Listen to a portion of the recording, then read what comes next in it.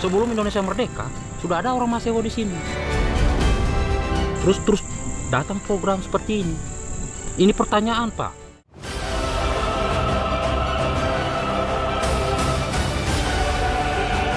Kita ini dulu kan membela merah putih. Merah putih sudah tidak berkibar lagi di Timor Leste.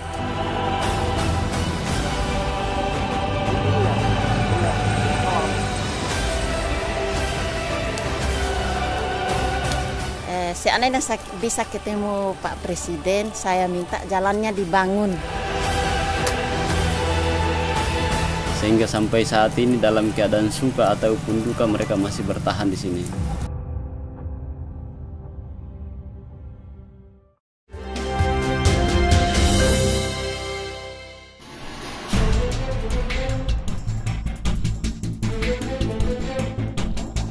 Tim Indonesiaku bertolak sejauh 110 km dari kota Palu menuju ke Kabupaten Sigi. Kami memperoleh informasi jika kontur alam menjadi penghambat pembangunan infrastruktur, khususnya bagi masyarakat yang tinggal di wilayah pedesaan. Berdasarkan data Badan Pusat Statistik Provinsi Sulawesi Tengah, masih ada 420.000 penduduk yang hidup di ambang garis kemiskinan. Jumlah itu setara dengan sekitar 14% dari total jumlah penduduk Sulawesi Tengah. Jumlah yang sangat besar. Bahkan di atas persentase nasional yang hanya mencapai 9,8%. Kami masuk ke wilayah Pipikoro, kecamatan terluas di Kabupaten Sigi. Dengan jumlah penduduk sebanyak 8.000 orang, kepadatan penduduk di Pipikoro termasuk yang paling kecil. Artinya, jarak antar dusun atau desa sangatlah jauh. Seperti saat ini, yang terlihat di hadapan kami hanyalah kebun dan hutan.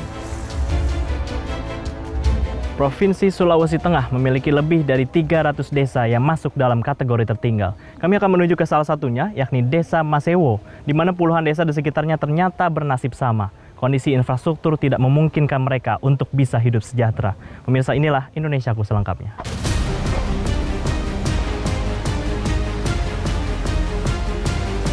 Jarak dari desa Lawua tempat kami berangkat sampai ke desa Masewo yang menjadi tujuan kami sekitar 40 km. Jarak yang relatif dekat sebenarnya. Tapi jangan berharap itu dapat terjadi di atas aspal yang mulus. Jalan di depan kami adalah rabat beton yang sudah hancur. Bahkan sebagian besar jalan menuju ke sana adalah jalur tanah dengan kemiringan lumayan curam. Di kiri dan kanan jalan, tebing dan jurang juga menganga, lebar dan sangat dalam.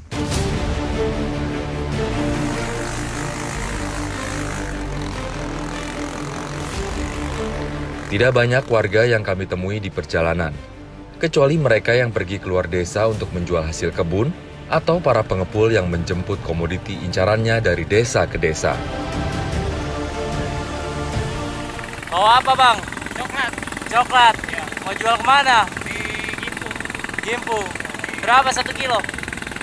Dari harga di bawah, Pak, 9.000. Oke. Berapa kilo ini? Sekitar 80-an kilo. Oke. Hati-hati, Bang. Ya, sip.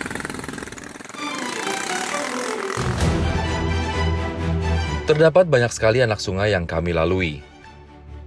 Semuanya merupakan pecahan dari hulu Sungai Lariang dan Wewatu yang akan mengalir hingga ke Provinsi Sulawesi Selatan.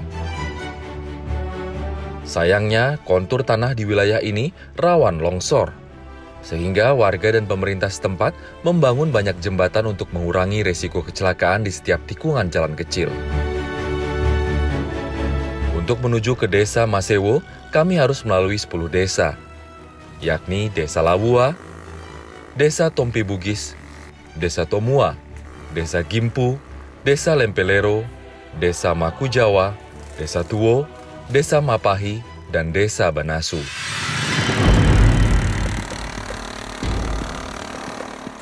Itu pun belum termasuk dusun-dusun kecil yang tak terhitung jumlahnya. Sudah lebih dari 3 jam kami berkendara. Namun, kami belum juga tiba di Desa Masewo. Badan kami terasa lelah dan pegal. Masih tersisa 15 km lagi jalan yang harus kami lalui. Hampir sepanjang jalan kami melalui celah sempit selebar 2 meter saja. Tapi di beberapa titik dekat pemukiman, lebar jalan bisa mencapai 4-6 meter.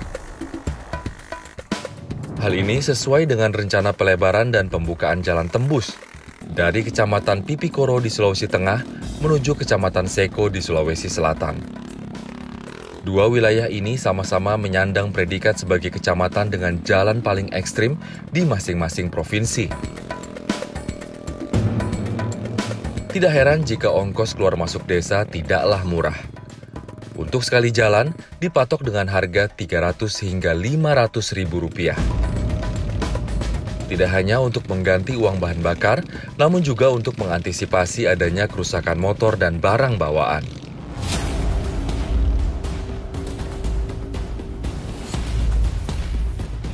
Kisah warga saling menandu warga lainnya bukanlah hal baru bagi mereka. Kendaraan roda 4 masih mustahil masuk ke sini. Pilihannya adalah tetap berada di dalam desa dan bertahan dalam kondisi sakit atau berjuang dalam perjalanan untuk bisa mendapatkan pelayanan yang lebih baik di pusat Kecamatan Pipikoro. Kami mendatangi keluarga korban yang naas harus melintasi jalan ekstrim dari desa menuju kota, bahkan ketika dalam kondisi sudah meninggal. Pemirsa, bicara infrastruktur, ternyata tidak hanya ekonomi yang berpengaruh, namun juga akses pelayanan dasar seperti kesehatan. Ibu-ibu di sini adalah salah satu korban yang juga merasakan bagaimana betul kesehatan ini ternyata berdampak akibat infrastruktur yang tidak memadai. Saya suruh dari sini cari uang untuk anak, sedangkan anak saya yang itu SMP dia kan mencari biaya untuk anak. Ini juga saya punya anak SD. Itu yang dia kejar itu bapak. Saya punya suami itu. Saya menangis. Untuk apa lagi saya bicara sedangkan dia sudah tidak sadar lagi. Ketika sakit, terpaksa ditandu. Meninggal dunia pun harus berada di atas tandu yang sama. Seperti inilah nasib desa Masewo dan dusun-dusun di sekitarnya. Walau bukan yang pertama, Adolin dan keluarga berharap kejadian ini menjadi yang terakhir bagi masyarakat Pipikoro. Terserahlah kalau ada saya punya usaha, sedikit-sedikit saya kasih untuk biayaan. Yang penting untuk anak-anak ya, Bu ya? Iya. Apa ibu bilang sama anak-anak waktu ayahnya meninggal? Ibu pesan apa ke mereka? Apa? Pesan apa ke anak-anak ketika ayahnya meninggal? Saya kasih tahu deh, sabar saja.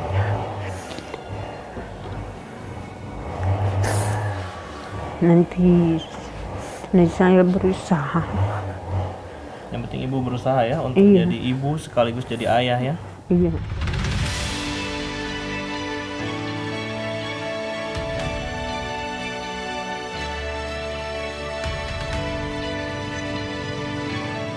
Selama puluhan tahun, kehidupan mereka tidak banyak berubah.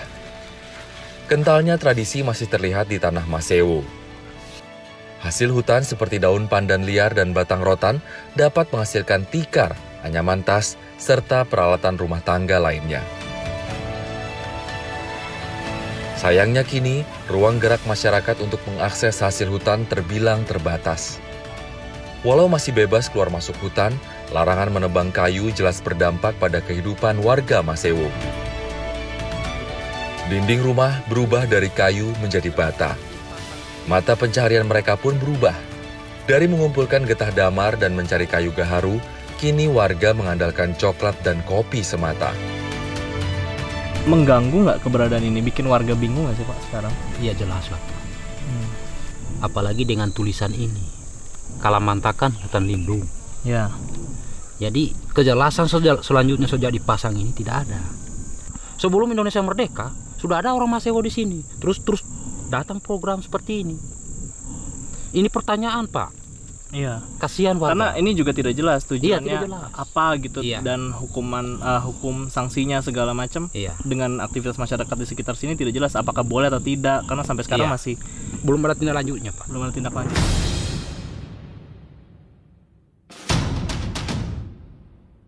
Saat ini, status hutan lindung yang patoknya masuk ke wilayah desa mereka masih menjadi perbincangan hangat. Sebagai solusi, pemerintah dan masyarakat berencana mendorong terbentuknya hutan adat atau perhutanan sosial. Sehingga tidak secara tegas melarang masyarakat masuk ke hutan, melainkan memberikan tanggung jawab besar kepada warga untuk bisa menjaga alam di sekitar tempat tinggalnya. Jadi pemirsa, ini adalah tugu di sekitar pemukiman masyarakat, jaraknya mungkin hanya 5-10 meter saja dari rumah warga. Dan yang membuat mereka bingung adalah sebenarnya ini masih masuk ke wilayah desa. Jadi sebenarnya untuk apa tugu ini dibangun oleh para petugas pada saat itu ya Pak? Iya.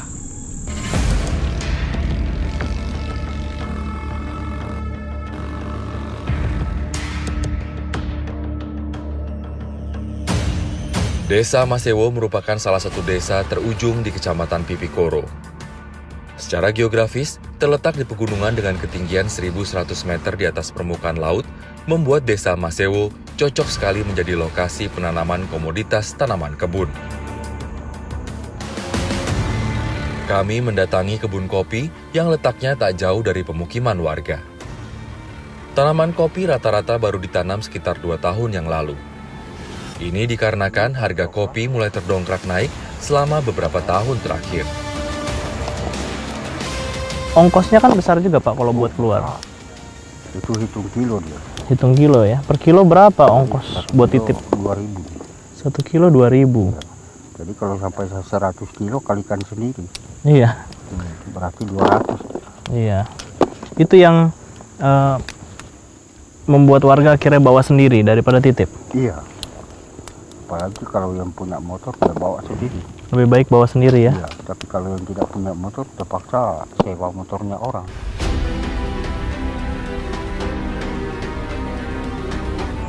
Setelah sempat tergerus oleh komoditas coklat, permintaan akan kopi yang terus meningkat setiap tahunnya membuat warga kembali beralih kepada biji kopi Toratima andalan mereka. Harganya lumayan, sekitar Rp20.000 per kilogram. Pada musim kemarau seperti sekarang, jalan terbilang aman untuk dilalui. Tapi di musim penghujan, jangan harap warga bisa mendapatkan uang dari hasil menjual tanaman kebun.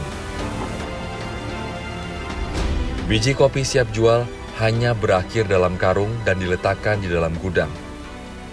Jika hari kembali cerah, barulah warga bisa menjualnya ke wilayah kota.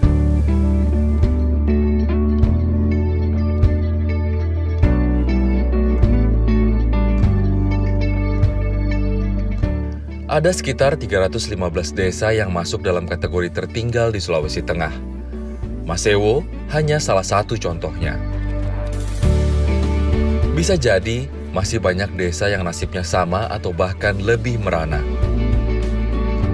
Yang pasti, masyarakat menantikan kehadiran negara dalam menjadikan mereka masyarakat yang maju dan sejahtera. Harapan itu masih ada dan masih mereka simpan rapat-rapat terhadap pucuk pimpinan mereka. Semoga saja tak perlu menunggu lama untuk bisa merasakan nikmatnya pembangunan yang merata.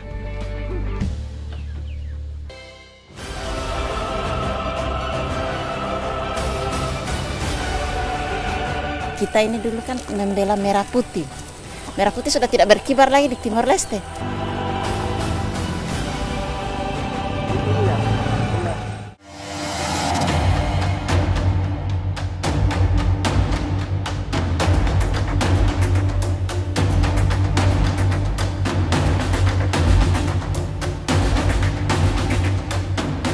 Pulau Sulawesi punya banyak cerita soal pemukiman transmigrasi. Dibandingkan pulau besar lainnya di luar Jawa, pulau inilah yang menjadi wilayah penempatan program transmigrasi terbesar untuk kawasan Indonesia Timur. Tim Indonesiaku menuju ke Kecamatan Tobadak yang menjadi salah satu area transmigrasi terbesar di Kabupaten Mamuju Tengah maupun di Sulawesi Barat secara keseluruhan. Lebih dari 50.000 orang transmigran bermukim di Kecamatan Tobadak. Hal ini membuat Kecamatan Tobadak menjadi tempat tinggal dari beragam suku. Tidak hanya transmigran dari Pulau Jawa, para pendatang dari Sumatera, Bali, dan Nusa Tenggara juga menempati perkampungan di Kecamatan Tobadak.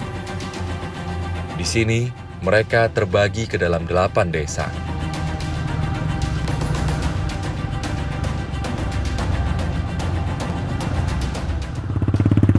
Sulawesi Barat punya beberapa daerah transmigrasi dan kami akan mengajak Anda ke salah satunya, di mana pemukiman ini merupakan kampung transmigran dari Timor Timur. Kita akan lihat lebih dekat kehidupan mereka dalam Indonesiaku kali ini.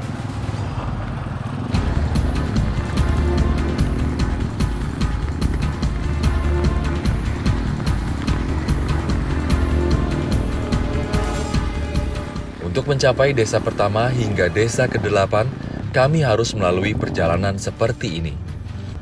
Sebagian merupakan pengerasan jalan, sebagian lagi belum merasakan sentuhan pembangunan.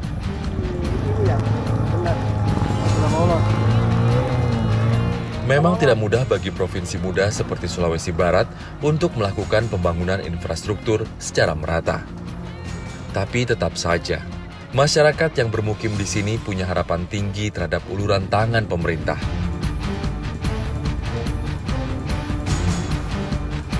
Sudah menjadi keharusan, dana yang dimiliki oleh pemerintah daerah teralokasikan ke wilayah ini. Meski tak dapat dipastikan kapan akan mereka rasakan. Biasanya pembangunan daerah dimulai dari infrastruktur di wilayah perkotaan seperti ibu kota provinsi dan sekitarnya, barulah merambah ke pedesaan. Lalu kapan pembangunan di Kecamatan Tobadak mendapatkan perhatian dan prioritas?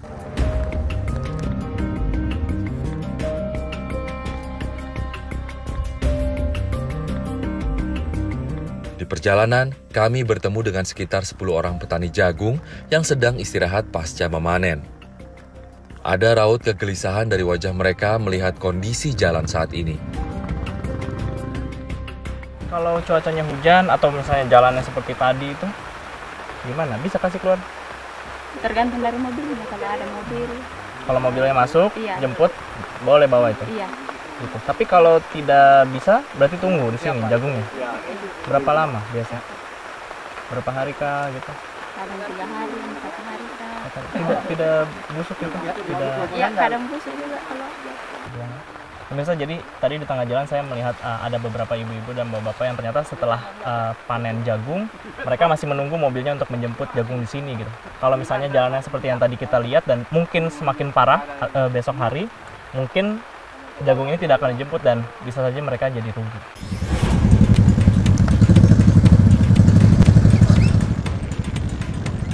Perjalanan motor dari pusat Kecamatan Tobadak menuju ke desa tujuan ternyata tidak terlalu jauh, hanya sekitar 30 km.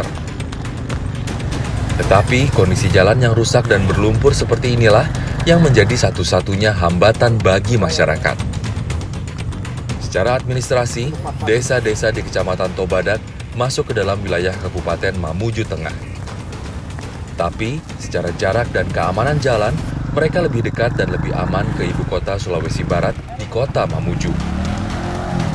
Sehingga penanganan masalah infrastruktur jalan sebaiknya diambil alih oleh pemerintah provinsi yang berwenang mengatur jalan batas antar kota kabupaten.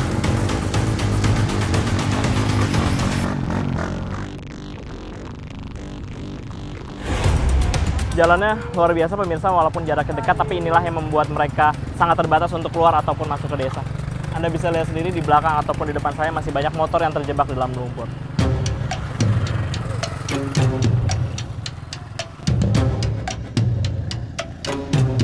Setelah mengarungi perjalanan selama kurang lebih 5 jam, kami tiba di Desa Sejati yang menjadi tujuan kami kali ini.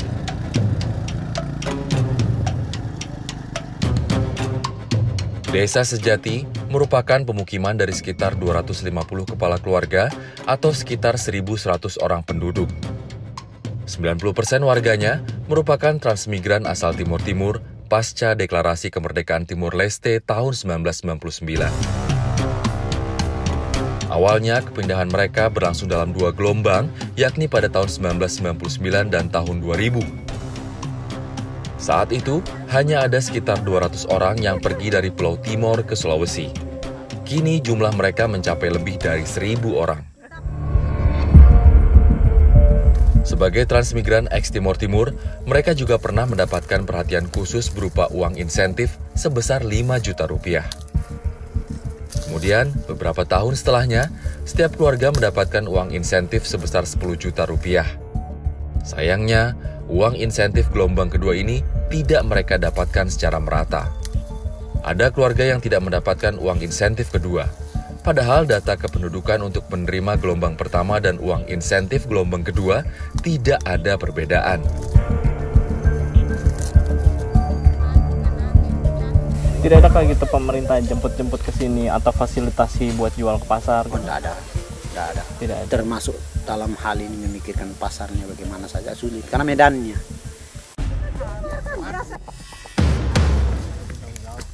Ada alasan mendasar mengapa jalan dan ruang batas antara kota kabupaten ini perlu segera dibenahi. Pasalnya, pertumbuhan ekonomi di kawasan ini akan berkembang dengan pesat jika pembangunan infrastrukturnya memadai. Sebab, masyarakat yang berdiam di wilayah ini memiliki hasil sumber daya alam yang luar biasa besar. Sehingga ketika sarana transportasi dibenahi, maka perputaran uang dari hasil kebun akan menembus angka yang sangat tinggi. Sayangnya, penjualan hasil bumi dari kampung mereka masih sangat bergantung dengan kondisi jalan. Sementara, curah hujan yang tinggi di wilayah ini membuat kondisi jalan hampir tidak mungkin kering. Kita mau kembali juga kita berpikir, saya ini kan dulu, kita ini dulu kan membela merah putih. Ya, membela merah putih makanya sampai di sini. Merah putih sudah tidak berkibar lagi di Timor Leste. Kenapa kita harus kembali? Biarlah kita jalani saja. Akhirnya kami jalani sampai sekarang.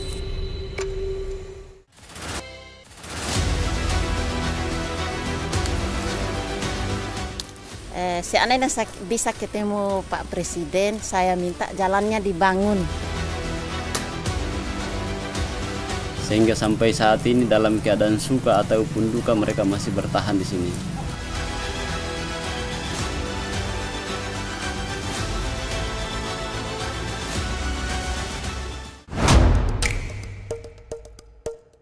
Hasil kebun di Desa Sejati luar biasa banyak. Dalam setahun, rasanya para petani sampai tidak punya waktu untuk istirahat.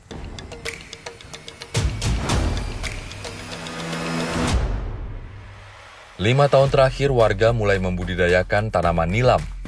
Pasalnya, tanaman serupa serai wangi dan kayu putih ini mampu menghasilkan minyak yang harganya mahal. Nilam mudah ditanam di mana saja. Biaya dan cara perawatannya pun tidak membebani para petani baik dari segi tenaga maupun biaya. Bahkan dari panen tanamannya saja, para petani mendapatkan hasil yang jauh lebih tinggi dibandingkan jika bergantung pada jagung atau kacang-kacangan. Para pengepul minyak nilam mau membayar cukup mahal kepada para petani untuk menyerahkan hasil cincang atau hasil rajang dari tanaman nilam. Harga 1 kg nilam kering adalah Rp20.000. Harga ini bisa lebih baik jika nilam yang dijual kepada pengepul dalam kondisi lebih kering lagi. Setelah dapat uang begitu banyak dari nilam gitu, apa yang pertama kali Ibu pikir uangnya untuk apa saja? Ya untuk bayar-bayar hutang lah dulu. Berarti sebelum ada nilam ini Ibu banyak hutang. Ya banyak hutang. Bagaimana kan untuk ongkos keluarga Pak, sawit belum ada. Kita kan beli sawit untuk tanam. Terus tani-tani yang lain juga tidak cukup tidak gitu ya? Cukup.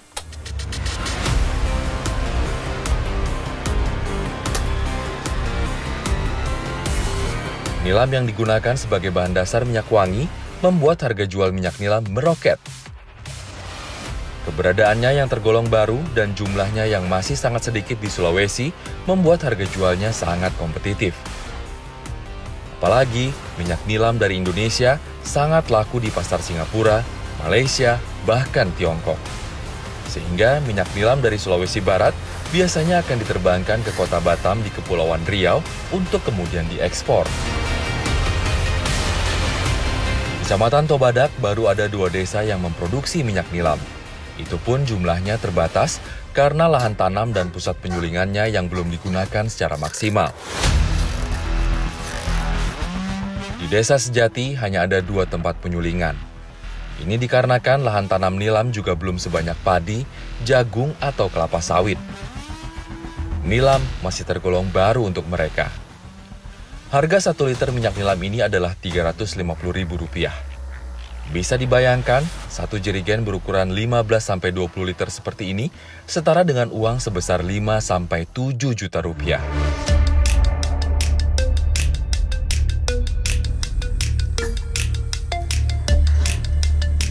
Selama 20 tahun, masyarakat Desa Sejati menanti banyak hal. Tidak hanya bersabar karena lambatnya pembangunan jalan desa dan jalan kabupaten yang melintasi desa mereka, tapi juga pelayanan listrik dari wilayah kota ke pemukiman warga.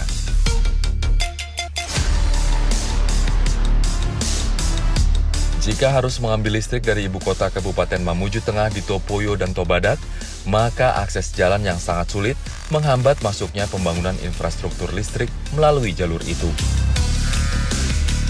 Sementara, akses jalan dari desa ke ibu kota Sulawesi Barat di kota Mamuju lebih mudah dan pengaliran listrik dari Mamuju lebih memungkinkan.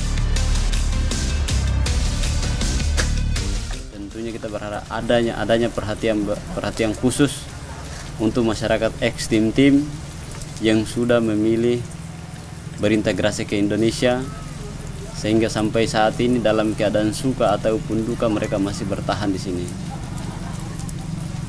Artinya secara ini harapan kita betul-betul bisa diperhatikan dari sektor apapun itu yang dibutuhkan, baik dalam pendidikan, infrastruktur, kesehatan, itu betul-betul ada perhatian khusus untuk masyarakat di sini. Biaya untuk mengaliri listrik juga tidak bisa dibilang murah. Bahkan kepala desa harus beberapa kali melakukan negosiasi dengan para petugas agar bisa memasang instalasi listrik ke desa mereka. Akses jalanlah satu-satunya kunci kemerdekaan bagi mereka agar bisa lebih sejahtera di kemudian hari. Sepanjang perjalanan Indonesiaku, kami menjumpai ada banyak sekali daerah tertinggal di Indonesia. Sebagian besar di antaranya memiliki potensi alam yang sangat besar dan juga hasil kebun yang luar biasa banyak. Namun satu kendala yang mereka alami adalah akses infrastruktur untuk memasarkan hasil bumi. Itu juga kunci mengapa mereka belum juga sejahtera, entah sampai kapan. Demikian Indonesiaku. Sampai jumpa.